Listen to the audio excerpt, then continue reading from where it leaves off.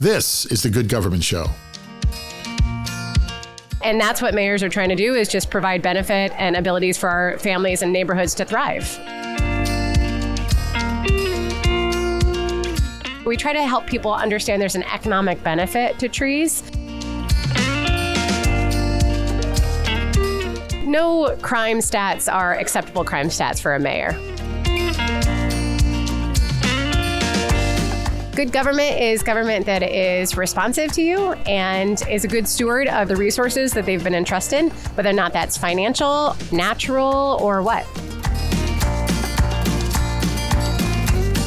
I'm doing good in this job now, but even better would be to get more people mad at me, make less money, and have less power, so I'm going to run for mayor. There is nobody sitting in a back room twiddling their thumbs going, how can I mess with your life today? If you get a chance to meet Barbara Buffaloe, be prepared. She's a dynamo, a force of nature. We need more mayors like her. Check out her photo on our website. And the last time I saw her, she had a shock of purple hair. You're going to hear a lot from her, and she's awesome. Welcome to the Good Government Show. I'm Dave Martin.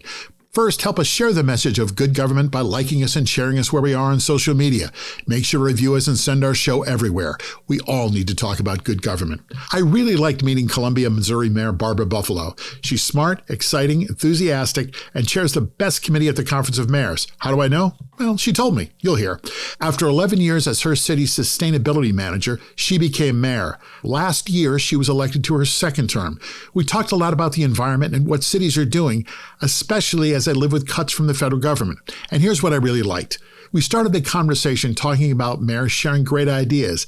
Actually, Mayor Buffaloe said she's stealing great ideas from other mayors and taking that back to Columbia. That's good government. And again, we talked about trees, one of my new favorite topics. And listen to what she says about arts funding. So coming up, Columbia Mayor Barbara Buffaloe. Be prepared to be impressed.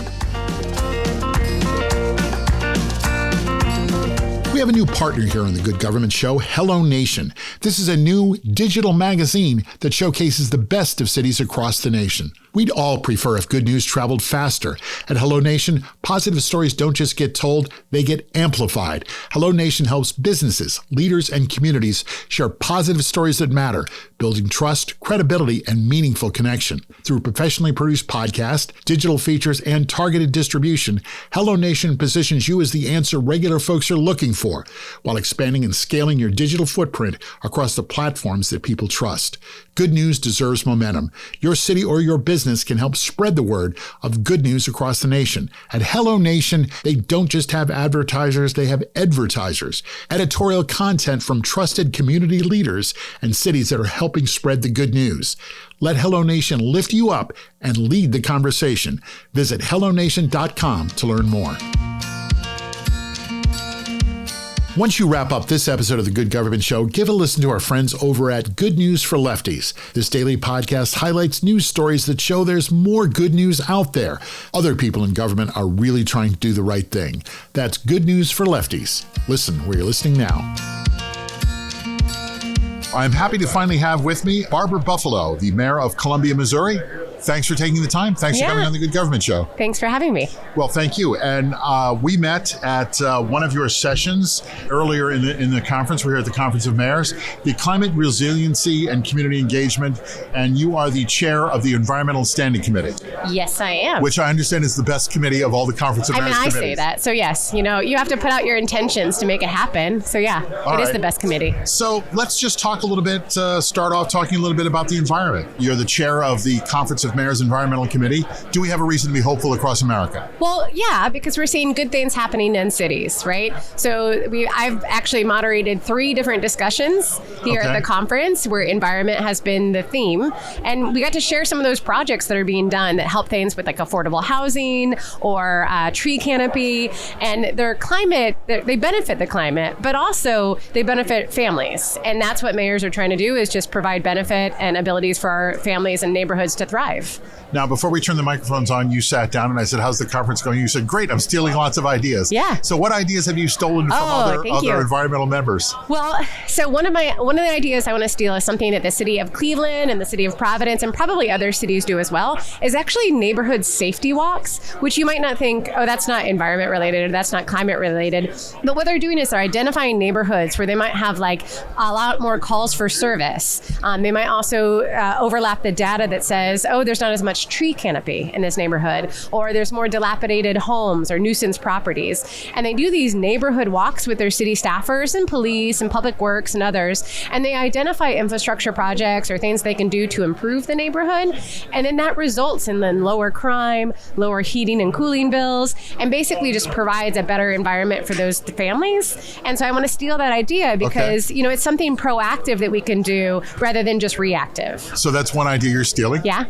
Okay, what else? Other ones? Okay, so the city of Lincoln, we just had a session that was talking about financing for projects. The city of Lincoln uses TIF financing, so the tax or incremental financing, for rental rehabilitation. So it offers to property owners like $15,000 per unit in financing if they make their units more energy efficient or make improvements to it that help make sure that it continues to be affordable. And they have to, obviously the property owners have to keep the rent at an affordable rate. But by having that flexible funding, they're helping provide those incentives that then help families stay in the homes that they're in or at least come into the neighborhood.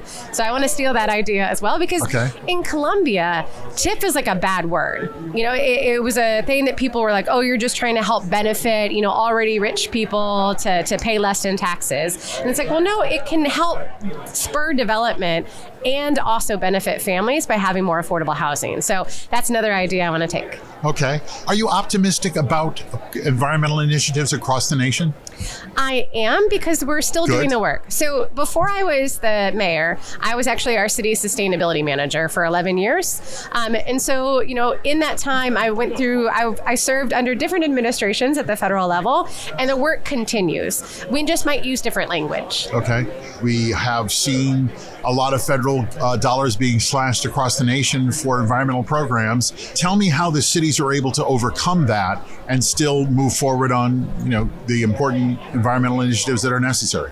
Well, part of that, I mean, obviously those funding cuts are detrimental to more than just environmental or climate projects. They're detrimental to some of our housing issues, public safety issues. If we have like the Office of Justice not doing some of the violence prevention programs.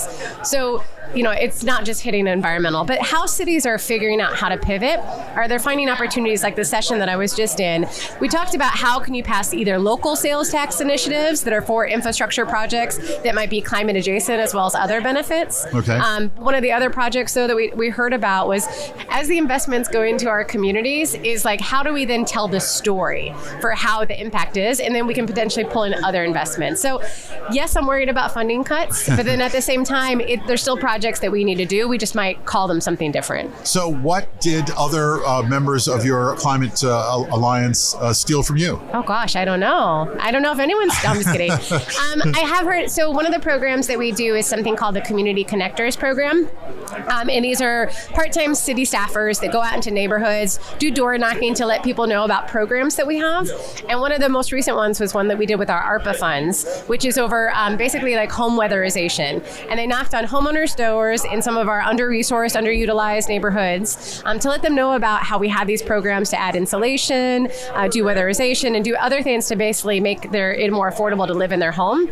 And so I know that I've heard people be like, okay, I want to do that. Because the thing is most of our families, they're not reading the city newsletter. They're not going to the city website to see what programs are available to me. Right. So we need to go to them. And so by doing this kind of like innovative, and by innovative, I mean not innovative, knocking on doors to let people know about programs, we're actually getting more uptake and people actually signing up for the programs. Is there a chance that somebody in Columbia, Missouri would answer the door and find the mayor standing in front of them? Potentially, yeah. Yes. Yeah. I mean, I did just get done with a re-election campaign, so I knocked on a lot of doors. You re-elected second term? Yes, yeah, just re-elected in April. All right, how's it going? It's going well. It's going well. Right. I laugh, when I was elected the first time, I had at least a couple of weeks to kind of settle in. This one, I had to go to a ribbon cutting at at 7:30 the next morning. So it never ends. So the excitement and high of winning was... I was a little bit tired at that ribbon cutting. At 6:30 in the morning when you had to get up to get to the 7:30 cutting? Yeah, right. It was a radio show first and then a ribbon cutting, but whatever. It was fine. Now, I understand that one of the things that you have done in your city is you have invested in solar in city buildings. How did that project come together? It's going well. We're continuing to focus on it. It's something that, for instance, we just did signing on with an agreement with somebody to do some energy savings in city facilities.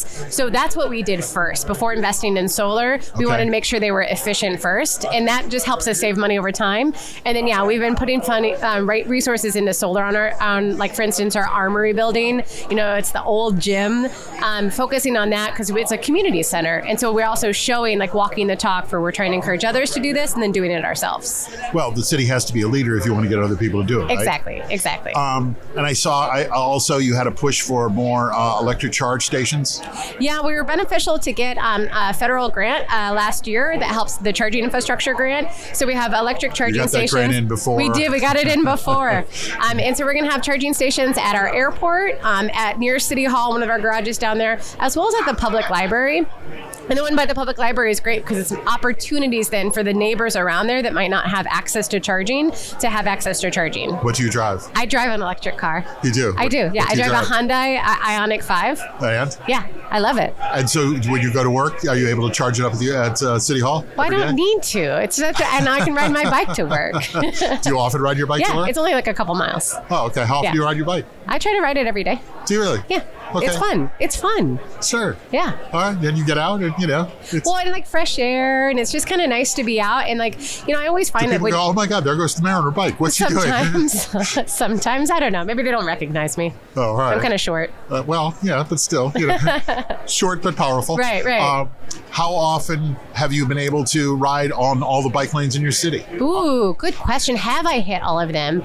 I don't know that I have, David. I'll have to make a map and see where I've gone and maybe do a Strava map on this. Do you have a lot of bike lanes in your city? We do. Okay. We do. Yeah, we have a pretty good bike lane, pretty good trail system set up. Obviously, we're always looking to expand it and improve our non-motorized transportation infrastructure. Thankfully, we did recently get some additional funds. Well, let's hope we still have the Department of Transportation funds, because some of them were for improving our complete streets update, which we're looking at them to be more livable streets, not just complete streets. Now, I have, like I said, we're here at the Conference of Mayors. One of the first sessions I went to was yours, and I have learned and talked more about trees in the last 2 days than I've ever done in my entire life. And you are the leader of this discussion. What have you been able to accomplish in planting trees, and what difference has it made in your city? It makes a tremendous difference. I think because what it is it's something that people can tangibly see, right? One of the projects that we worked on was about trees work. And so we actually hung price tags on trees at some of our public parks. It was very visible for people to see the actual financial benefit of trees. Okay. Like things like cleaning the air, reducing hospital costs for asthma, stormwater improvements. And so we try to help people understand there's an economic benefit to trees. Now, I will tell you, we still have instances where trees are in the wrong place. And man, nothing makes a neighbor more mad than when you have to cut down a tree that's maybe in the wrong place, but it just so happens to be their favorite tree or in front of their house. Oh. But we try to do then a tree-to-tree program where, we'll then give them a tree to plant elsewhere and not under the power line. Oh, that's generally the thing. It's a power line problem. Yeah, it's not a good place. All right. Something else I saw that you started was the Office of Violence Prevention. You have a crime issue apparently in your city, and you started this program. Tell me about it. Yeah, well, so no crime stats are acceptable crime stats for a mayor, right? So, very similar to other communities, if we have a homicide or any instance, the mayor is going to be worried about that. So a couple of years ago, I asked for the creation of an Office of Violence Prevention to work on the preventative ones. Our police officers, they are overtasked with having to do lots of different roles within their position. And, while we fund them and we're increasing their pay and giving them additional resources, anything I can do to reduce those calls for service, I'm going to do. So we hired our first administrator earlier this spring, DeMarcus Thomas Brown. And DeMarcus is working on building the community engagement, getting into the neighborhoods, and also resourcing some of these programs so that kids and others have a different path. They have a different choice, as they're making decisions in their life. And we're trying to invest in that. This sounds like good government. It is good government. I will also tell you that I stole that idea from the U.S. Conference of Mayors. Hearing about the Office of Violence Prevention in other cities like Baltimore, Maryland, and the decrease in numbers that they've had in violent crimes and aggravated assaults as a result of these preventative projects is something that I wanted to do in Columbia. You have also spent some of the city money on the arts. Yeah. Why is this money well spent? Well, so for us, it's about the vibrancy of our community. Right? I mean, we do the basics. We plow the roads, we fill potholes, we respond to calls to 911. And at the same time, we want to be a place where people want to live and they want to work and they want to play. And so we have like a percent for arts program where, a certain percentage of every capital project has an arts focus to it as well. We also fund festivals and events happening in Columbia because we know it's what creates the vibrancy of making Columbia the reason why it's one of the fastest growing cities in Missouri. One of the fastest growing cities in Missouri. Yeah. Arts budgets are oftentimes, what are the first things cut? Is it hard to maintain an arts budget? It's not that much of the budget. I think that's the thing. It's like, we talk about the storytelling. No. If you look at our pie of our city's general fund budget, 60% of it is public safety. An additional 30% is in like public works and public health. And arts is like a 0.05% of the budget. So it's not a huge budget. And we really talk about then the economic impact of arts and tourism on our community and the return on investment that we get from those. But why does it get cut so often? Well, it's kind of like travel and training. It's something that people can, when you're using just talking points and rhetoric, you point to things like that. And I think when people use that sort of rhetoric, it's because they're not understanding the whole impact of what does return on investment really mean. Okay. And so keep the funding for the arts. Exactly. Yes. Well, I can get behind that. Again, I read a little something about you, and I want to read this back to you, make sure it's accurate. You said, public service belongs to all of us. Is that a fair quote? Yeah. All right. Explain that. We are the voice of public service. We like to hear people talking about that. Explain that. Yeah. Well, I would say it's kind of like this. All right. So not only do you have public service in your elected officials and in your city staff, but you have it in the volunteers that are on boards and commissions. You have it in the people that come to city council meetings to engage, and you have it in the residents that vote with their sales tax dollars or where they decide to reside. And so public service really is, we're serving our community. And so they're telling us what they want. Right? By how they vote, by where they shop, and by what they do. And so really for me, it's just providing that. That makes sense. Sounds good here on the Voice of Public Service. We can get behind that. All right. Now, that was the easy part. Coming up, we're going to get your true thoughts on government. Are you ready? Okay. All right. The Good Government Show is sponsored by Our. That's OUR for our community. Get involved. We hear that all the time from government leaders. Our co-brands with your government's name and logo. Your staff and the people you serve are connected and part of your community. From any device, your members provide reliable data and meaningful feedback. Ask a question like, do we want more parkland or better homeless services? More engaged conversations come through the Our app. Visit Ourco, that's OURCO.com, and book a demonstration. After you get done with this episode, hear more good government stories with our friends at How to Really Run a City. Former mayors Kasim Reed of Atlanta and Michael Nutter of Philadelphia, and their co-host, journalist and author Larry Platt, talk with guests and other mayors about how to really get stuff done in cities around the nation. Check them out where you're listening now or through their nonprofit news site, thephiladelphiacitizen.org/podcasts. So we have a few questions we like to ask everybody, and we're going to get to the heart of your thoughts on government. Define good government.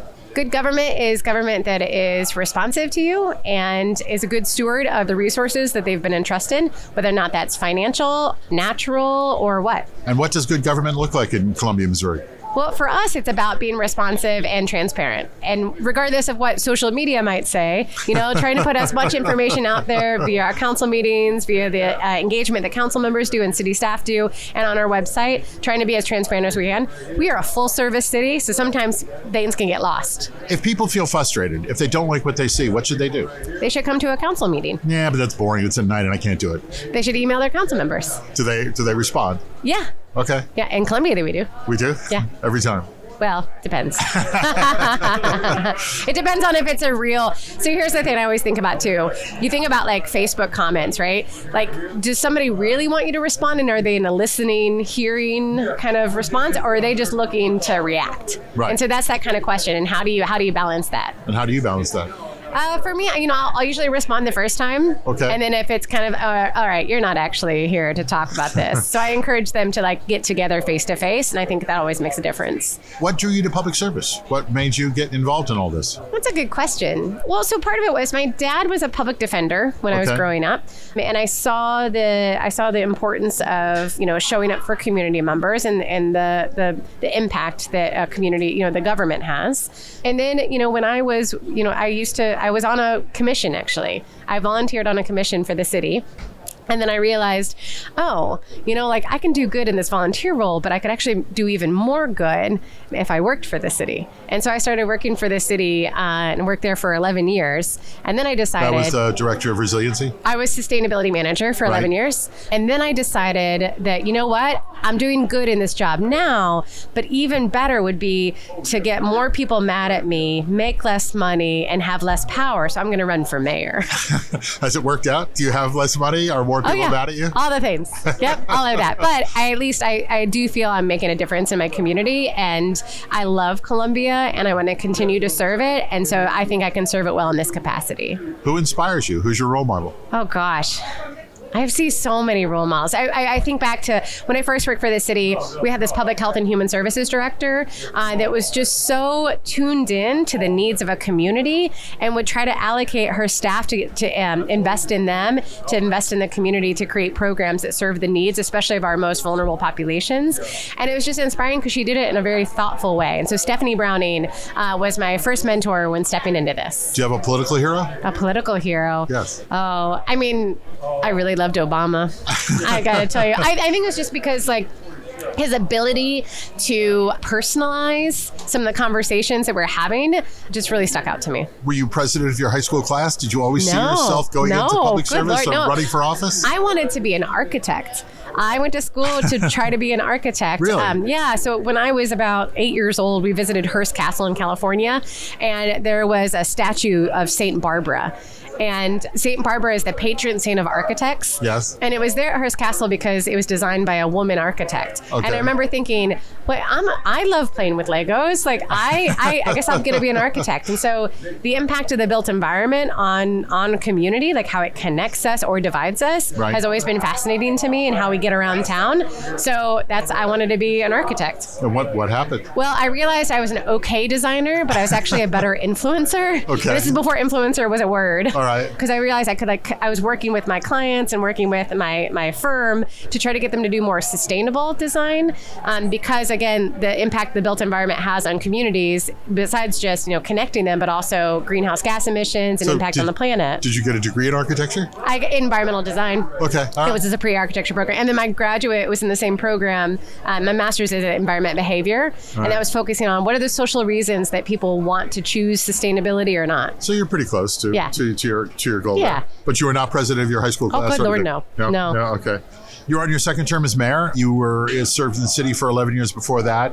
That makes you a government insider. What would you like people to know about government? Is that there is nobody sitting in a back room twiddling their thumbs going, how can I mess with your life today? I honestly believe that we have some people on social media that think that the bureaucrats are sitting in the back room being like, how can I mess with people today? In reality, it's just hardworking public servants that want to make their community better and provide the services that they need. What's the best part of your job? I love when people give me hugs. No, I do love when I get to get out into the community. If you see the mayor, give her a hug. Right, exactly. I love when I get to get out into the community and just meet people and find out what's going on and what's going well and what they love about Columbia. Okay. What keeps you up at night? So we are a council manager form of government. Okay. So I have no staff, and the city manager does the day-to-day. The mayor's supposed to be a volunteer paid. I get a stipend, but it's supposed to be kind of part-time. And so what keeps me up is that how do I help communicate like what power I do have?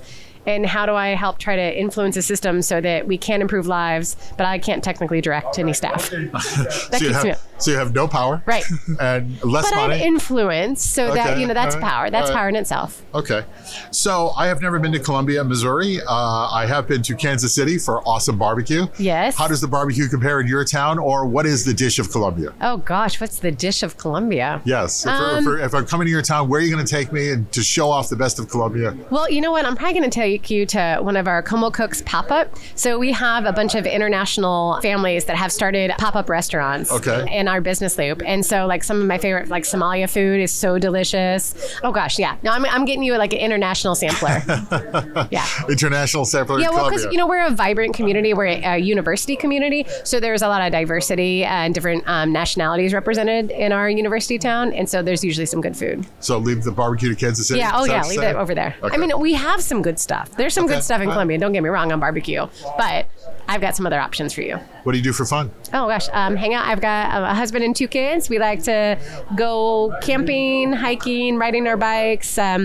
I wish I could go to music more, but like I just don't have as much time to go to concerts. But yeah, and also I do love to travel and see other communities, like see how they get around town, what's their public transit, what's their trash and recycling systems like, all that nerdy stuff. Okay. And you ride your bike almost every day? I try to, yeah. Unless it's really raining or something? Or really, really, really hot, like come August in Columbia, yes. All right. This is the Good Government Show, and we'll always like to bring it back to good government. Give me an example of a good government project you've been able to get off the ground or are working on. Yeah, so, I mentioned the Community Connectors program. And so one of the other things that we're trying to do is because we realize people are busy and we're trying to like get out the word of what's going on.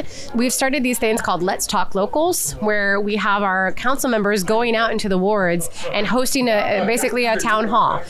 Town hall in these day and age, you're seeing less and less of our Congress representatives actually showing up to them. And we're trying to do good governance at least at the local level and going out into the community and hosting these so that you can talk to your local elected official about what's working and what's not. And how many trees you're planting this year? Oh, I don't know. I was actually I wrote that down in my session. I was like, I got to see what our count is. What do you think it is? We just planted about 100 at one of our sites with an Arbor Day Foundation partnership. But I loved that, Boise had that goal of something like, 1 million or something, and I'm like, oh my gosh, okay, let's try for this. All right, so I'm gonna try for it. You're gonna steal from Boise and plant more trees. Well, so their whole thing was replacing for their whole population, right? And I forgot what their population is, but for me, I think about what if I could do at least for mine, and my population's close to 130,000, so maybe that would be my goal, David. All right, there you go. There we go. You helped me set it. You figured it out. Good. Yeah. You stole from the Good Government Show. There we go. Barbara Buffaloe, the mayor of Columbia, Missouri, and the chair of the Environment Standing Committee here at the Conference of Mayors. A pleasure. Thank you. Thank you, David. Want to hear more about good government? Check out another show I host, Leading Iowa, Good Government in Iowa Cities. I host the show with Brad Kavanaugh, mayor of Dubuque, Iowa, and the immediate past president of the Iowa League of Cities. Together, we talk to leaders in Iowa cities. We talk about what works and what good government looks like in Iowa. Join us right here where you're listening now. That's Leading Iowa, Good Government in Iowa Cities. As the chairperson of the Environment Standing Committee for the U.S. Conference of Mayors, Barbara Buffaloe is optimistic. She says cities are doing the work. They have to, she says. Imagine your home, there's a knock on your door, and it's the mayor telling Columbia citizens how they can improve their homes, all with help from the city. That's good government and a nice visit from the mayor. And if you're lucky, you just might get a hug from the mayor. Trust me, it's a good hug. I only wish I lived in Columbia so I could see the mayor riding on a bike and say, hey, look, that's the mayor riding her bike to City Hall. I hope you were as impressed as I was. I mean, after all, she didn't just steal from other mayors, she stole from the Good Government Show too. Well, that's our show. Thanks for listening. Please like us and share us with your friends and review us right here where you're listening. And check out our website, goodgovernmentshow.com, for extras. Help us keep telling stories of good government in action everywhere. Join us again for another episode right here. I'm Dave Martin, and this is the Good Government Show. The Good Government Show is a Valley Park production. Jim Ludlow, Dave Martin, that's me, and David Snyder are the executive producers. Our show is edited and produced by Jason Stershic. Please subscribe, then share us, and like us and review us. That's the best way to make sure we're able to keep telling these stories of our government working for all of us. Then listen to the next episode of The Good Government Show.